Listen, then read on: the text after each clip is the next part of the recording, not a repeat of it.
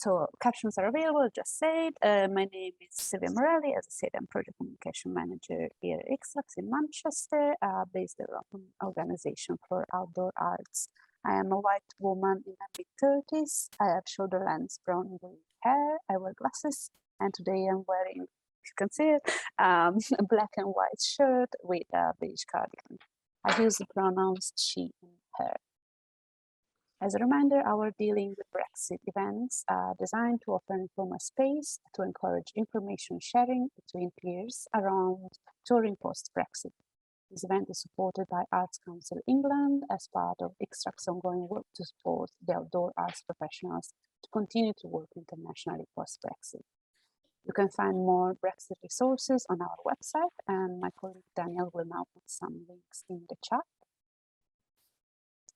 Today, we are delighted to be joined by Louise Richards, Executive Director of Motion House, who will talk about their preparation for touring in several different European countries in the summer, and she will explain the different approach and the information that is needed for each country. After hearing from Louise, we'll then have about 20 minutes for a discussion together about some of the challenges that you might face and the questions that you might have. Again, this session is meant to be informal and provide a supportive space for anyone with questions. So we might not have all the answers, but please feel free to jump in, raising your hand, or popping a question in the chat if you're not comfortable coming in, speaking in person. Any advice given in this space should not be considered as legal advice, but more as a starting point for our discussion. And now over to you, Louise. Hi, everybody. My name is Louise Richards. I'm founder and executive director of Motion House. My pronouns are she, her. I am a woman in her late 50s with grey hair. I'm wearing glasses at the moment. I'm sitting in what actually I realise looks a bit like I'm in a broom cupboard. I'm in the box room in my house. I'm wearing a navy blue jumper. And yeah, off we go. Yes, I was going to open by saying I am not in any way a qualified expert on Brexit. I've probably, like everybody else, been scrabbling around ever since, well, not so much 2016, but certainly the horrors of the pretty much hard deal Brexit that went through in 2019. I wrote a blog back in 2019 about my understanding, spoke at a couple of conferences. And really ever since then I've tried to stay as ahead of the curve as I can. And now what as I said, I don't claim to be an expert, but what I hope to be able to do over the course of the next 15-20 minutes is just give you a little bit of an insight into what the discoveries we've made.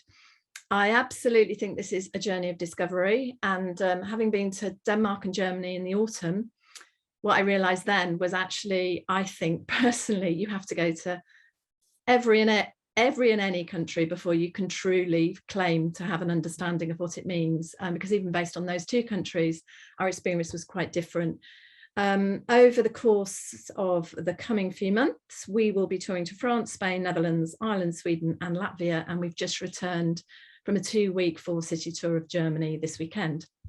So that's going to be the sort of basis of what I'm talking on. So some of it's lived experience and some of it's based on preparations. I watched the April recording of this because I thought, oh, better just sort of get a hang of what the vibe of these conversations are. And I found it really interesting because on a couple of occasions I found myself sort of shouting at the screen, no, or yes. And it really brought home to me that everybody's experience isn't necessarily the same.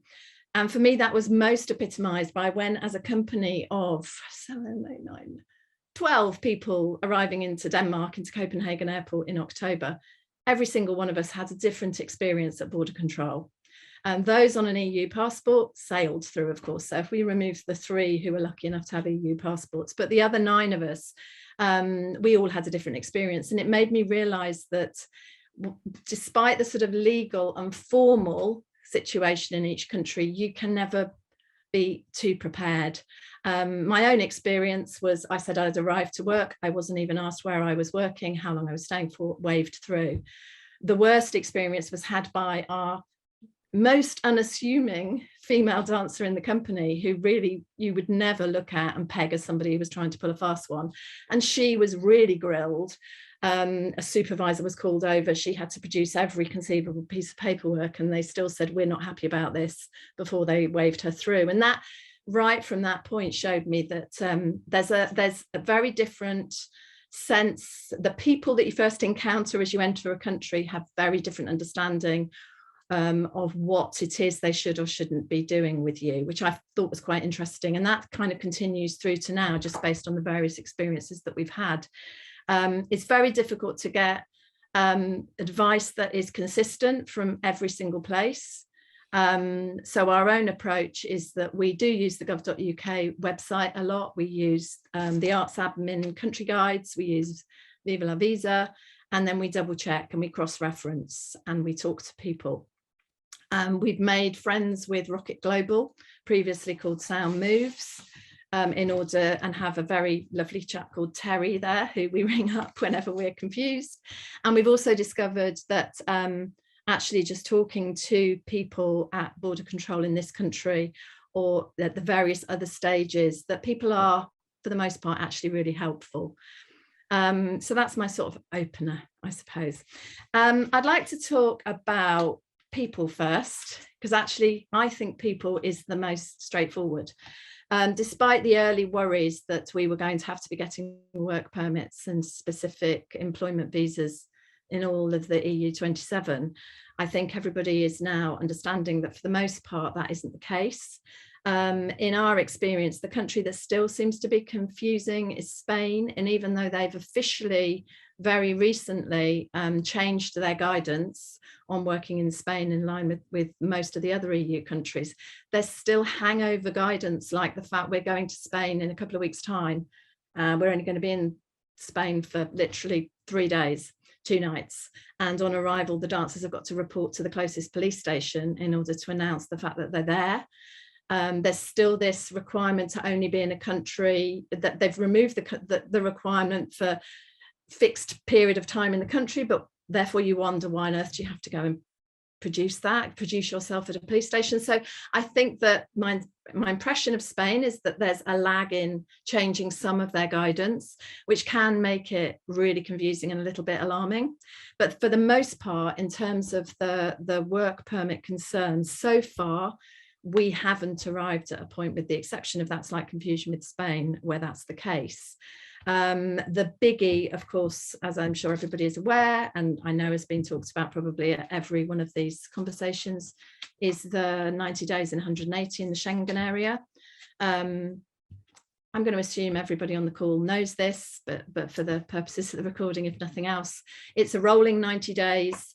So therefore, at any given time, you count back 180 days from the date that you're on. And as long as you haven't been in the Schengen area for more than 90 days, you're still okay. Which actually, we are currently keeping really ridiculous spreadsheets for everybody in the country and have that sort of rolling mechanism going. And so far, despite doing quite a lot of EU touring, we think we're going to be okay. I've been very concerned about the impact it might have on people's holidays. And so what we've set up internally is a kind of red flag system, where by monitoring, it's a pain in the neck, but by monitoring every individual person's transits in and out of the EU, trying to be in a position where we can sort of flag if it looks like it's going to impact personal travel. But I'm keeping my fingers tightly crossed about that at the moment. The person that it's going to impact the most is our driver, because the driver who's driving our truck with our set in it is always, by definition, in the EU for longer than the company are, because they arrive for the performances. They don't necessarily have to be there for sometimes 6 days of travel in order to go to one country. So for the most part, from the people side of things, I don't think it's the horror story that it at first appeared like it was going to be. As I said, I'll feel like I can say that with more confidence and my hand on my heart when we've done this summer and we've been to another 6 countries in addition to the ones that we've been to. I'm sure people are aware, though, that there is paperwork that needs to be considered. A1s are a critical document for everybody to have to prove that they're not eligible to pay national insurance in the country or countries that they're going into. We've so far, touching wood, not been asked for A1s, but I have heard of people being asked. So again, I think it's very, very individual on what particular paperwork you're asked for on entry. So the approach that we take is that everybody travelling on behalf of Motion House into any EU country has with them their A1. We ensure we've got a letter of invitation from the venue or festival. We usually just send them the wording, ask them to send us a letter on headed paper. We ensure they've got information to prove that they've got a return journey booked, whether that's flight, train, whatever, information about where they're staying. And it is feasible that you could be asked about your financial status. So we encourage them to make sure, in case they can't get Wi-Fi in an airport, where they can show the bank balance, that they've got something, even if it's a sort of redacted bank statement that just shows that they've got money. Another way around that is because we pay per diems to our company. We ensure that they've just got a statement to show that they've been given that. So that's us absolutely trying to cover our bases, just in case from a person point of view, somebody's really severely challenged at any of the border entry points, because it is possible that any of those things could be asked for, but it's not necessarily the thing that will happen. So our view is, best to be on the safe side. I think those are the main things. I should have the caveat here that our dancers are employed by Motion House, so therefore it's much easier for them in terms of the national insurance side of things to demonstrate that they are paid by us within the UK. They're not being paid within the EU. So I absolutely hold my hands up and say it's clearly going to be different for self-employed freelancers who might be touring as a small unit or as an individual performer, because then it is they themselves that would be receiving the money, and I cannot claim to be an expert on that situation. The other thing is a GHIT card. We all used to have our EHIT cards. That's absolutely critical, I would say, just to ensure that you're covered for anything at all, should something untoward happen. But so far, that's, for me, the main sort of checks as far as people are concerned. As a company that tours and makes shows with sets, far more of a headache for us is around the movement of stuff. So I've written, excuse me, rifling through a notebook here, but I decided to sort of write down the various steps on the various scenarios that we've done. I hope it's helpful. I appreciate this might not be useful for everybody, but we've had experiences so far of both working with a freight company and taking our own goods in our own truck. So starting with the freight company, for those of you that don't know Motion House, we tour work indoors and we tour outdoors. Our indoor work, we tend to tour with a freight company because we also tour all of our lights and projectors and some fairly major servers in order to run our projection. And so just the sort of sheer scale of what we're touring, it's easier to go with the freight company. And that certainly eased us in to the whole subject of touring stuff into Brexit. Crudely, even if you're going through a freight company, the primary areas that you have to consider are carnets, import and export paperwork, and either cabotage or cross trade, depending whether or not you're going into one EU country or whether you're going into more than one EU country. And I will get to all of that. We work with a company called Flybynight, and fortunately they've got registered offices in both the UK and Ireland, which means that a lot of that flows a lot more easily because they use their EU registered vehicles when they're touring into Europe with our shows. So immediately that removes quite a lot of the hassle as far as they as the vehicular transporter. Starting from the sort of first thing then, and no, actually, I'll come on to that in a minute. By contrast, we've just toured our outdoor work, showed Wild for the first time in our own truck. And therefore, whereas when we went through a freight country, they did everything, we had to pay for everything, but they did everything. With freighting it ourselves, we had to be much more hands-on and we had to be super, super careful. And I'm going to say right now, it's massive in terms of people time. And it's terrifying because there's so many different aspects to it. That being said, it is doable. I think if you can be really organized and you maybe, get a sense of the steps before you try and do anything, you can achieve what you need to do. I think everybody's aware that we now need a carnet if you're traveling with any kind of goods to go into the EU. And that carnet is based on the value of your goods, and it's also based on the length of time that you're purchasing a carnet for. I know a lot of this was covered last month. You can get a carnet for 2 months, 6 months, or a year. And the price of the carnet depends on both the duration and the value of what you're touring. We think it can also be impacted by the number of gigs that you do, but we haven't quite got to the bottom of that. We only know the different quotes that we've had for our particular shows. An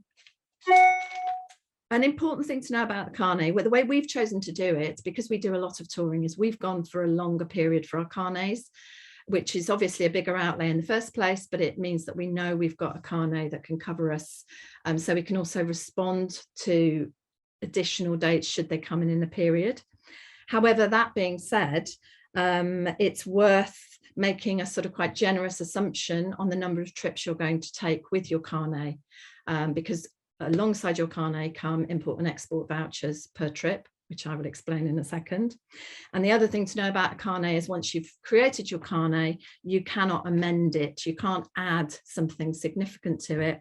You can, we've been told informally that minor changes like changing a cable length or something are fine, but you can't add stuff to it. However, you can omit things from it. So for each trip, you specify which aspects of your carnet you're traveling with. So the advice would always be assume that you're taking more, or you assume on your main carnet that everything you could conceivably take, and assume the maximum number of trips you're likely to take, so that from the beginning you create an easier paper trail. So, God, I feel like I could jump around like crazy here. So starting from step one with the ATA carnet then. We tend to work through the London Chamber of Commerce. You can go through, I think, any Chamber of Commerce, but apparently the London Chamber of Commerce seems to be the most efficient. They seem to know the most. They also get a discount on the carnet price. So therefore, doing it through an agent that's a member of the London Chamber of Commerce, if you're not a member yourself, does mean that you can benefit from a small discount on the price of your carnet. As when we have just been doing all of our own transit with our Set for Wild, we've actually chosen to work with Rocket Global, who have been hugely helpful. Based on, so to give a sense of the price of a carnet, we're currently touring with a set and goods for our show Wild, which we've valued at 20,000. And we've paid £456 plus VAT for our carnet for that, based on a touring schedule that runs for roughly 6 months. So the first step is to think about your carnet, put together your list, add absolutely everything that you think could be touring with that show. The next part of the process is, which I hadn't fully appreciated, everybody had latched onto the word carnet and everybody had latched onto the word cabotage, but customs import and export is actually £150 when you go out of the country. Currently nothing coming back in, but from the 1st of June, it's £150 again to come back into the country. So that means at the moment, there's an extra cost of £150 for import and export and customs for every journey that you do, as well as the cost of your carnet. And from the 1st of June, it'll be £300 per trip, which it's a lot of money. And if you're doing a lot of touring, that mounts up incredibly quickly. In order to make your customs declarations, you have to have an EORI number, EORI number, which proves that you're an organisation trading in the GB. And that basically will have to go on all of your import and export declarations. So basically you get loads of paperwork with your carnet, which is essentially your list of stuff. Let's say you're assuming you're doing 10 trips to the EU, and you will get 10 lots of vouchers for every trip that you do. You get 4 vouchers for every trip. Yellow vouchers you have to give a yellow voucher as you leave the UK, a white voucher as you import into the EU, another white voucher as you export from the EU, and another yellow voucher when you come back into the UK. So you've got your carnet that you paid for, you've got your 4 vouchers per trip, yellow, white, white, yellow, £150 here, and horrifically from next week, £150 there. As well as that, you have an additional, for each trip, an additional A4 sheet, which gives more information and more detail on exactly what you're carrying on each journey. And basically that's where you say which numbers on your carnet list you're traveling with that time. So that's where you can omit if you need to, but you can't add to. It's really important that you have all of that information with you. We have been speaking to there's something called an inland border facility. So rather than just traveling straight to the port in order to leave the country, you first have to go an inland border facility where they check all of your paperwork. What we've found is that the people at inland border facilities are actually really helpful. So with this first trip that we did last week, we left loads of the paperwork unfilled in, and we just rocked up and we sat down with an agent to make sure that we were doing it properly. And we found that they're really, really helpful. They're obviously used to the idea that there's all these smaller companies and smaller organizations who really don't know what they're doing, as opposed to the big haulage companies that clearly do, because they're doing it every day of their lives. So I really, really recommend that don't be afraid to ask people, build in time. It could take half an hour, it could take 3 hours to have time with somebody, but so far our experience is that they're really helpful and they want to make it easier for people. But the critical thing is to bring everything in advance so that you don't end up caught out because you've forgotten a critical piece of paper. For those that don't know, I'm banging on about carnet. Carnet is a physical thing, it's a passport for your stuff, and when your carnet expires, you have to return it. So it doesn't sort of just float around to be reused or whatever. Just looking to see if there's anything I've missed off about in customs declarations. Right, well, there's yet more things you have to have. You also have to have something called a goods movement reference number, which you get from the excitingly called Goods Vehicle Movement Service. So that's a GMR number that you get from the GVMS. And if you're already set up as a business, so Motion House is set up as a business, charity, but we are a business, you get that from gov.uk. And basically that's a port pass that allows you to move through the port with your stuff that has the carnet for the stuff. I hope that you're with me so far. That document then has to name the vehicle registration, and it has to name the driver, and basically ties the vehicle and the driver back to the ATA carnet. So it's the piece of paper for the vehicle, which has to name the driver, that attaches that vehicle to the carnet. So you can't just turn up in a vehicle that isn't linked to your carnet. And we nearly fell at this major hurdle when we tried to leave the country to go to Germany, because there was one of many pieces of paper where we hadn't written the driver's name on it, where he nearly got sent away, which was mortifyingly terrible. In fact, again, the person there was fine in the end, with a crazy bit of emailing and somebody back in Motion House photocopying something and somebody sending a signature that we scanned and stuck in and sent back and sent a photo, and it was on a phone. It was all very traumatic, but we did get it through. But it was a bit of a lesson in, just really go through everything, double check you've put everything everywhere, because a little detail like that, potentially with a different person, we would have just not been allowed to travel, and therefore we wouldn't have been able to do our shows, which wouldn't have been a very nice situation. So assuming you've got this far, backtrack, parallel to all of this, there's all the sort of logistics, little things that I think are easy to potentially miss, that we have to have a UK sticker now, not a GB. Obviously, we need to bear in mind tolls, as we always would. And there has been some confusion about driving licenses, but at the moment, UK driving licenses are valid. And then the other really critical thing is that you must know your vehicle size and weight, because some countries have certain rules and restrictions. So, for example, in many countries, you need a permit to travel on a Sunday if you're in a vehicle over a certain weight. So again, this is the sort of information that we never would have particularly thought about before, but really think about absolutely blooming everything, basically. As far as us, just before I move on from carnet, the way we're approaching the cost, because clearly there's a lot of cost now kicking around, we are passing on a proportion of the carnet cost to each of our venues. So they're basically making a contribution to the carnet cost.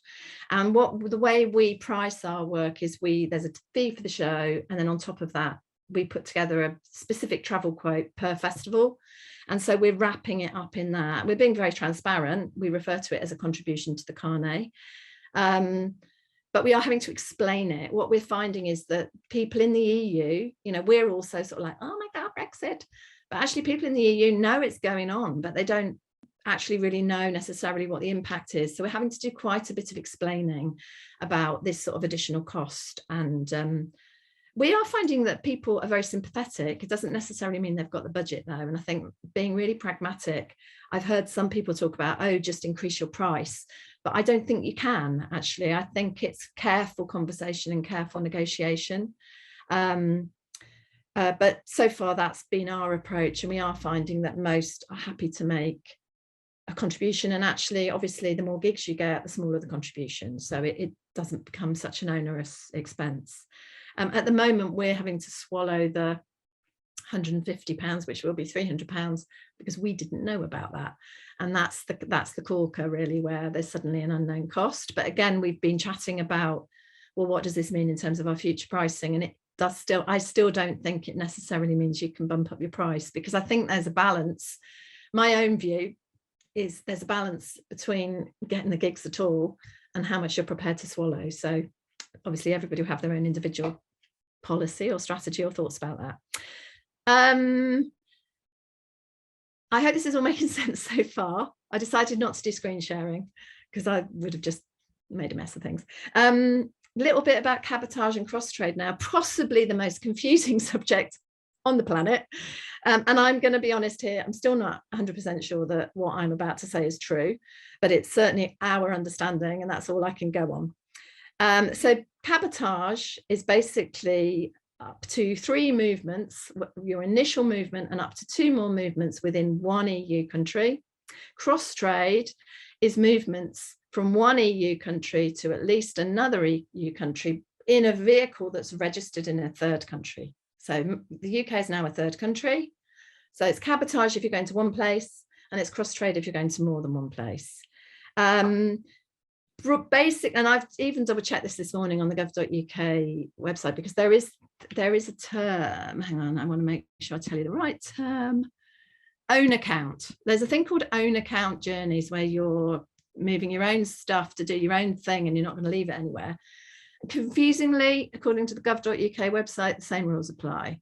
So that's what I'm assuming, and this is what we're assuming in our work. So basically, you have a 7-day limit from your first departure from your first place. So the clock starts ticking, and you can make up to 2 more movements of cabotage. So it's not rocket science to work out that that could be a huge problem if you're planning on doing a more extensive tour in your own vehicle within one EU country. Similarly, with cross trade, after your first port, so let's say your first festival, you can make up to 2 more movements, this time not in the same country, in more than one country. But either of those, whether it's cabotage or cross trade, you are limited from the point that you move from your first point. So if you're somewhere for a significant amount of time for your first gig, that's okay. It's when you move on, is my understanding, but do not quote me. In order to try and understand all this, this goes back to our relationship with Rocket Global. We were so befuddled trying to absorb all of this, as I'm sure everybody is, you know, trying to read every conceivable bit of guidance, that in the end we decided to ask the lovely Terry at Rocket Global if they would basically hold our hand through all of this. And it's something I would really recommend that people do, is find your own Rocket Global, or indeed go to Rocket Global, because they have been so helpful and really very caring, and no question has been too complicated. And they've really sort of held our hands and allowed us to sort of go step by step through all of this. And because they specialise in touring performance, that makes it even better. We have found the Gov website actually surprisingly helpful.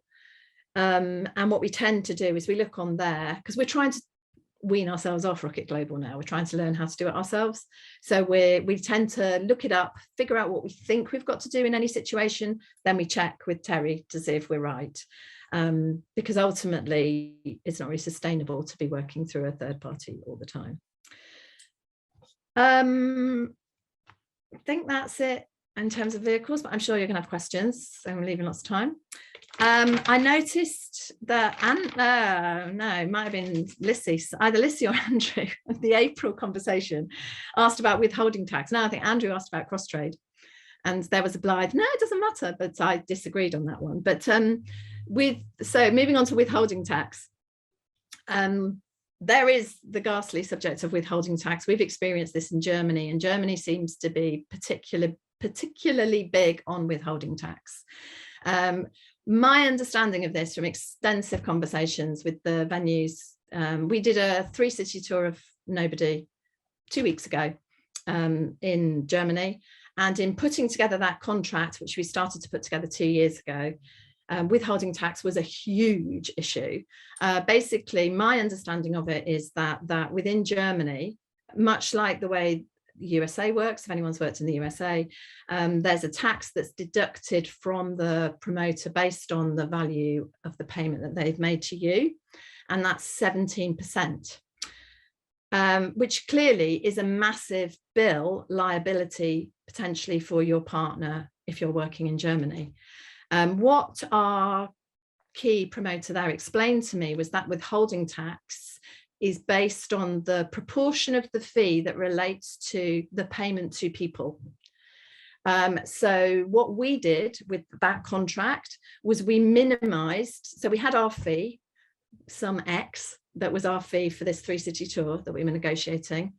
We basically broke that down into, this was on the advice of the guy in Germany, on only a small percentage of it being payment of people and the rest of it being other costs and expenses in putting together the show and in delivering the tour. And by doing that and changing the wording in our contract, what that enabled them to do was to reduce their tax liability. So that was quite an interesting process because it demonstrated there's a way around it. Our approach, it always has been anyway with any international touring, is we've always had a clause in our contract that any local taxes are the responsibility of the presenting partner.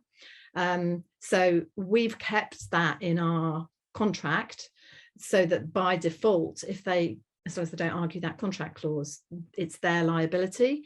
But then being in Germany a couple of weeks ago, one of the venues talked about, even based on that reduced liability, it was still a new cost, which, as he was saying, meant that he would really think twice about booking British work. He'd have to really want the work. He'd have to be really confident that he'd get a return from it.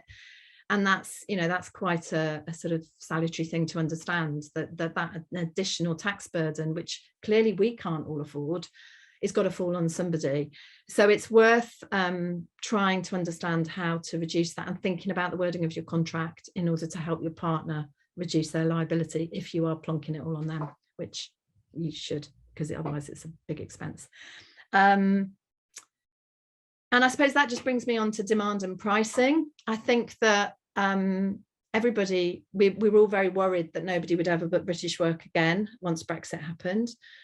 I've been really, really amazed actually at how the demand has returned. I'm really excited by that. And I think it's really proved that British work is really well respected and that there is a real market for it still.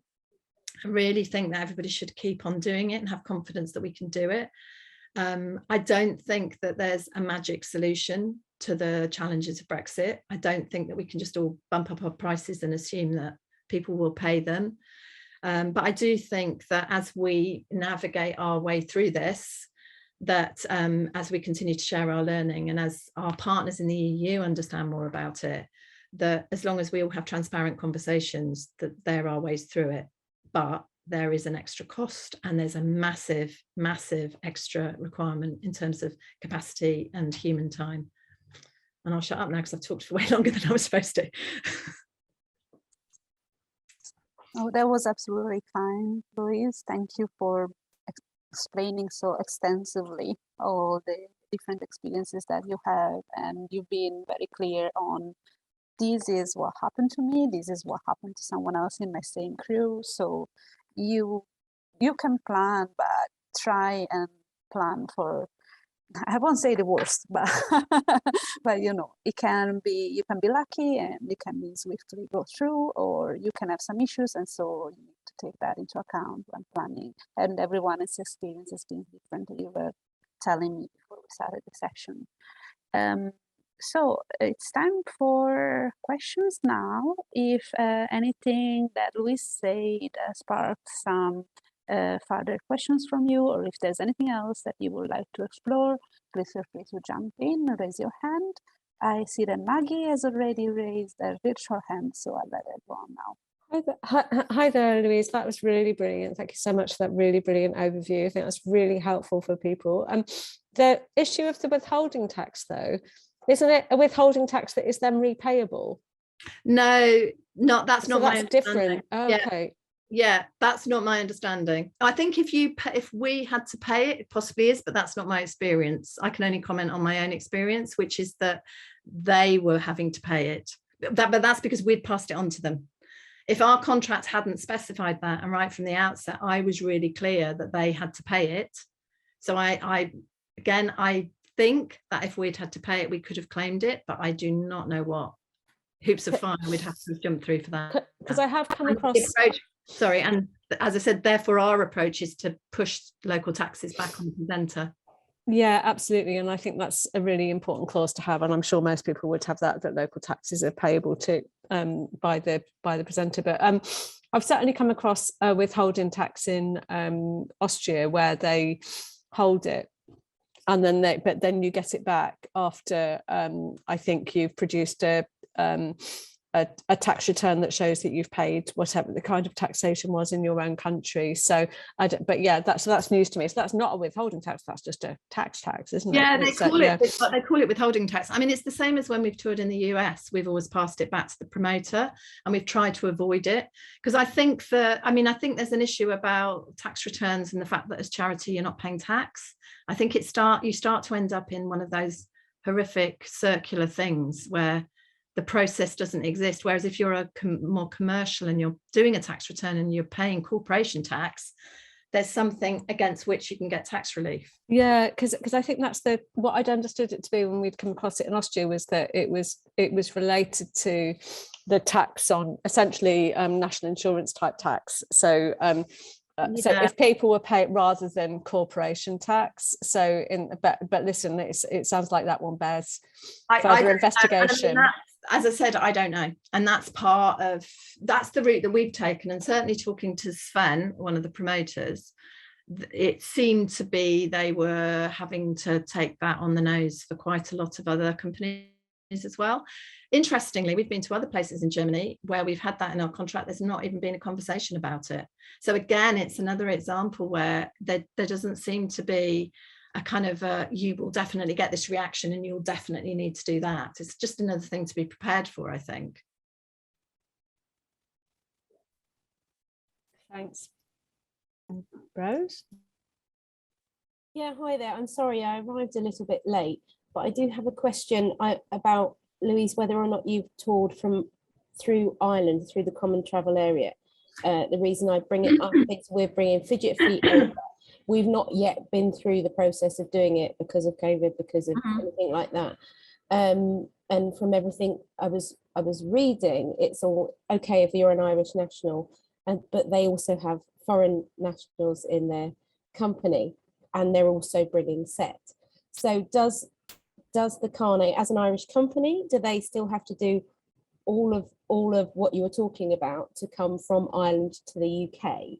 Do you happen to know? We're going to Ireland in maybe July, so we're just looking at that at the moment. I mean, because in terms of the Carnet thing, we just included it on our Carnet, so we have it anyway. So we've got everything in place. So it's difficult to be able to. If it was just that, one of the questions we talked about was, well, where does the Common Travel Area kick in and stop you from having to do that?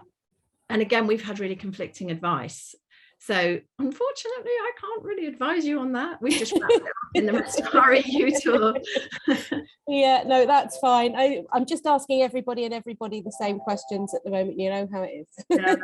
I don't know. I mean, I guess gov.uk is the place to talk, or actually Flybenite. They've got vehicles registered in Ireland and the UK. Maybe talk to them. They do a lot of stuff. I mean, that's what we've done. We've literally just rung people up and said, would you mind helping us? And we found people really helpful. Okay, so it might be that I advise the company to go through to give Fly By Night a ring to see. The other thing is talk to High Performance, because I know Brian does a lot of work with Fidget Feet. Okay. He might know because he does a lot of work in the UK, and I don't know if they've moved stuff between Ireland and UK. Right. It's a real kind of ask a friend situation. Yeah, great, thank you.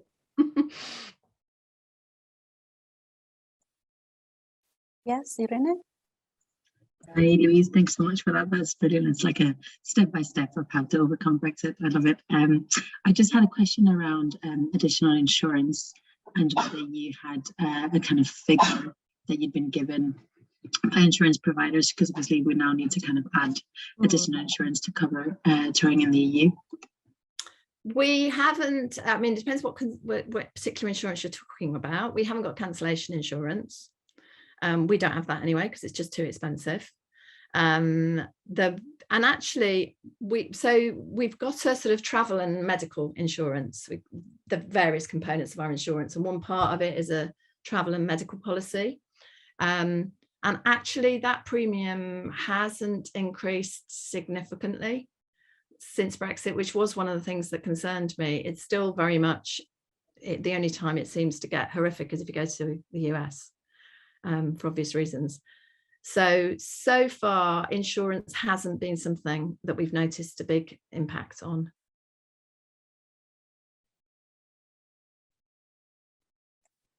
Claire, is that a raised hand?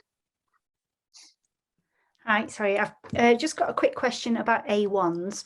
Mm-hmm. So if a company is hiring a freelancer to do a contract overseas, do they need an A1, or is it our responsibility to get them an A1, or is it their own as a freelancer? The A1 is, as my understanding, is that the A1 is linked to the person, so every person would have to have an A1. It's mainly my understanding, the caveat with everything here is the key behind it is that you have to prove that you're paying national insurance in the UK. So if it's company Chameleon, isn't it? Yes, yeah. So if Chameleon are paying a freelancer, and what I would do is the freelancer should have A1, and they should also travel with the contract. Just cover the bases. That's what we do. Lovely, thank you. Hope for the best. Yeah.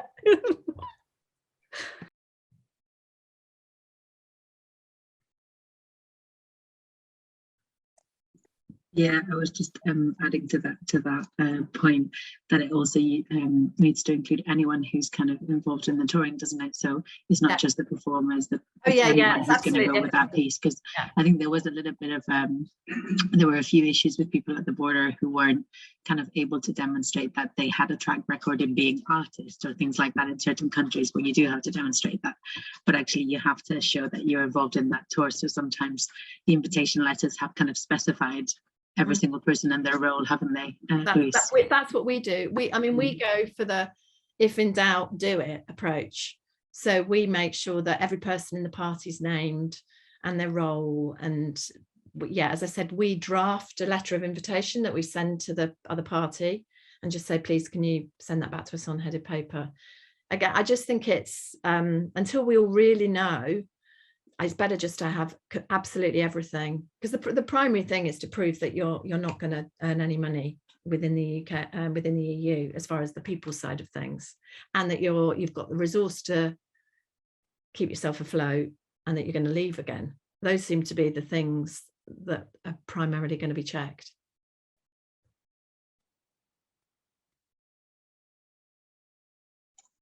And just on that point, sorry to keep coming in, but if somebody else has another question, please do jump in. But I just have a lot of questions around Brexit, just around proving your kind of financial stability, if you like. Are you using the kind of figure that's kind of present on the gov.uk website, which is just kind of demonstrated that each of the people on that touring party have a minimum of what the kind of minimum wages in that country?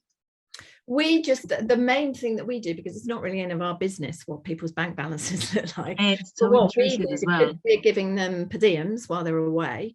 we basically write a letter confirming that we are doing that, and so that what they arrive with is something showing this is what the work is, this is where they're staying, some accommodations, but this is their outbound journey, and this is the figure that we've given them as per diems. Sometimes when we go to festivals, food is provided, so again we make sure that that's then in the letter, and the promoter confirms that we will be feeding them. So it's just any evidence that we can think of, really. And as I said, some of the time, like this poor dancer in October had to literally show everything and get grilled by about 3 different people, whereas, you know, some of us just sailed through without being asked anything. You know, we could have been moving and never going to come back again, but we weren't checked. So it's just cover your bases.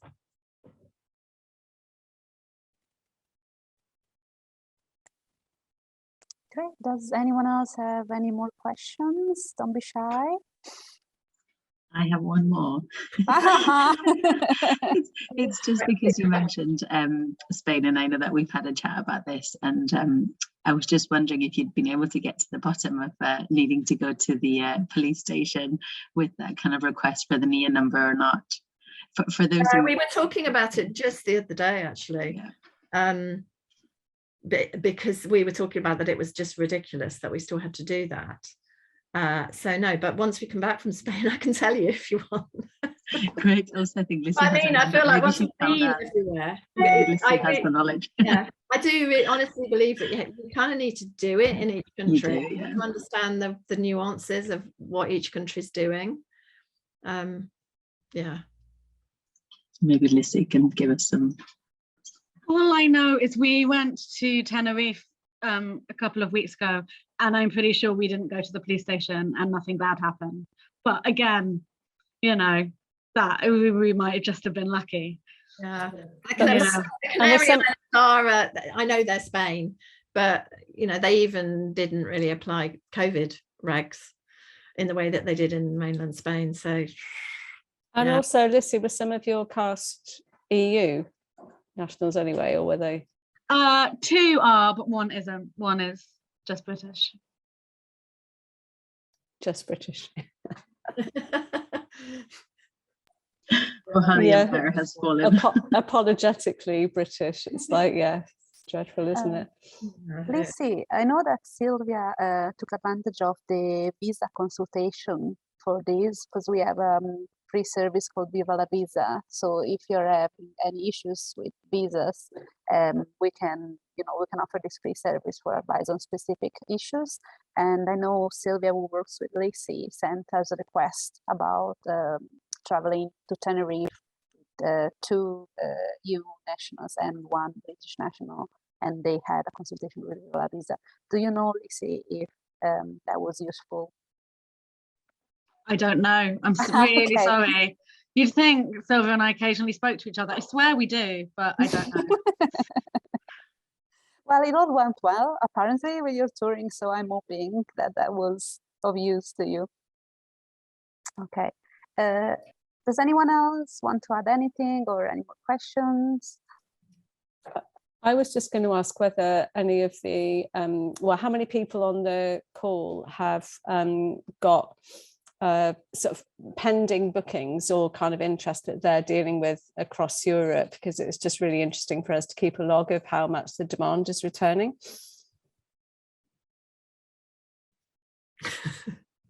Tell us a bit about it quickly. Sorry?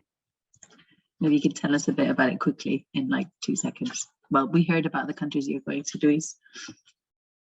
But Claire and Lucy, you had your hand up as well. Where are you going? Sorry, you go. And we've been to Belgium, but unpaid, so I think we just winged it. And the Canary Islands. We are going to Germany. We're going to Sweden. Hopefully going to the USA. You don't want to know about that. I think that's it off the top of my head. Sweden has proved a bit tricky because they kind of were certain we didn't need a visa for our British performer, but now we think we do need a visa for our British performer. So we're scrambling for that. But hopefully it'll be all right. We're going to, we've got 3 festivals in Germany and 1 in Romania. So I'm really scared now about Germany. Petrified. Yeah, Germany, it really seems to vary from place to place. It does. Like Yeah. 2 of the places haven't even mentioned it. And then this 3-city tour, they were like all over it, like a rash. Yeah. I should just say we were supposed to be doing a booking in Italy, and Italy does still require work permit. I think it was a work permit. And we were advised to allow at least 2 months turnaround. And it basically meant we couldn't do the gig because the 2 months came and went and they still hadn't got their funding in place. So there are still, and I believe there's still some real issues about touring into Portugal, as far as I'm aware. I mean, luckily it's a minority of countries, but there are still some that are much more challenging than what is the norm now. The famous Italian bureaucracy timelines, I know well. Bill, have you got anything coming up, Bill? No, and after what Louise has just told us, I don't think I'd be keen to do. I was just speaking with James from Artisani, actually, and Mark, who've just come back from Lille. And it's kind of an echo almost of what you've been saying, Louise, all the stuff with the, the massive file to go over and do 1 gig. But one of the problems that they had particularly was when they were coming back is just in getting the documents stamped. There was just no one there on the French side, just no one there. Yeah. When they got back to the UK, that was fine. They could get they could bring their carnet back into the UK. But in fact, as far as the French authorities are concerned, it's still in France.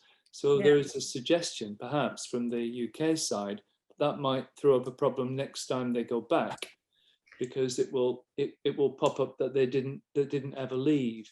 And when they asked, well, what can we do about that? The response was, we don't know. That's actually something I meant to mention, which is that's exactly what we found, that there's not like a big red sign that says don't leave without getting stamped. It's entirely, the onus is on you. And you're right, there might not be people there, but you have to get it stamped. So they probably do have a problem because it hasn't been stamped back out of France. And that was one of the things I meant to mention. I don't know how you do that, though. I mean, that's a kind of I don't know how you square that circle if there is no one there. I mean, you literally wait and wait for the next train if you're on the tunnel or the next ferry. I don't know. My understanding is, you should. Wow. Because otherwise the stuff is still officially in the EU. But let's hope that that's not the case. I remember the earlier conversation, the Brexit one that we did. I remember maybe someone was suggesting leaving set in Europe, having a lockup. Was that Motion House? And we still think we haven't done that yet, because I think it's like anything else, you have to sort of wait till you've got the groundswell of enough bookings to make it financially viable. But it's not that I haven't ruled it out. It's still something I'm considering, is whether or not, but I don't feel I know enough about what I feel we have to do is do this year to understand what are the total costs, what was the total impact, what was the total amount of human resource that went into it, in order to make a kind of informed decision versus, well, what would it cost to have another set built and to hire a warehouse or whatever. So it's not something we're ruling out, but I think there's an equation, a sort of balancing that has to go on to decide if that's viable, really. I was speaking to somebody not working in the arts, somebody who works for a company that installs escalators, and they were working in Germany from an English company, and their way of working now is that the guys go over in a van with nothing in the van at all, and they go to somewhere in Belgium where they pick up their tools, and then they go to Germany where they pick up their materials, and they stay in Belgium whilst working in Germany. They don't leave anything in the country whilst they're working there. If it's a several-day gig, they move in and out of Germany, install the job, come back with an empty van. I think it's I wonder whether that's well, I guess as soon as they move around with stuff in it, then they get into the cabotage cross-trade thing. Exactly. But that makes sense, because that's the other thing I've realized, that if we were to get a lockup or whatever, we would have to get it built there. So we'd have to, then you have to find people that make it, get it built, because otherwise, if you take the stuff with you, you're exporting. Exporting the stuff, indeed, yes. I wondered also, I mean, whether it would kind of taking an administrator hat off and putting an artist's hat on for a second, whether it will change the shape of work. You know, whether we'll start thinking in new ways. Yeah. Our ambition is to work internationally, whether you'll find new ways of whether it will, you know, kind of shape a different way of approach, which could actually be quite a good thing. It might reduce moving stuff around the planet, and you know, it could be unintended good consequences as well as unintended, you know. And that's just a tiny bit. Thank you very much, Dr. Louise. It's brilliant, really brilliant to hear that, and very open thing to do. All right, well, thank you. I was worried it all sounded like a bit of a... Oh, it definitely has. Definitely put me off. No, that wasn't really my intention. Oh yeah, I still think you should do it. You've got to still talk. I should be thinking laterally about how to find a peasant cunning way around it, I think. I think that's the thing. We've just all got to, the more we know, the more we understand, the better equipped we'll be to figure out how to work around it, I think. There is no fit between what we do and what the regulation is set up to achieve, it seems to me. There is no fit at all. There isn't. We're not exporters of anything. Yeah. So until there is some change in that, and that can probably only come from big economic forces like pop music, I think, or where they are moving, you know, stuff, and there are bigger sums of money around, and we'll just have to wait until, you know, Coldplay sort it all out for us or something. But what else are they for God's sake? They must be useful for something.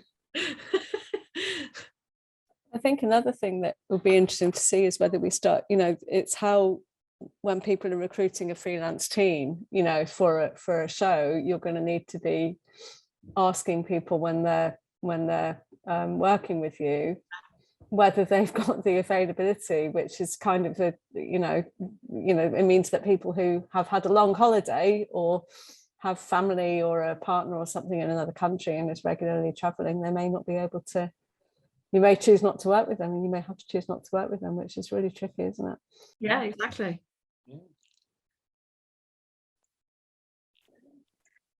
Thanks, everyone. I think we can wrap up now. We're just after a few minutes after 5.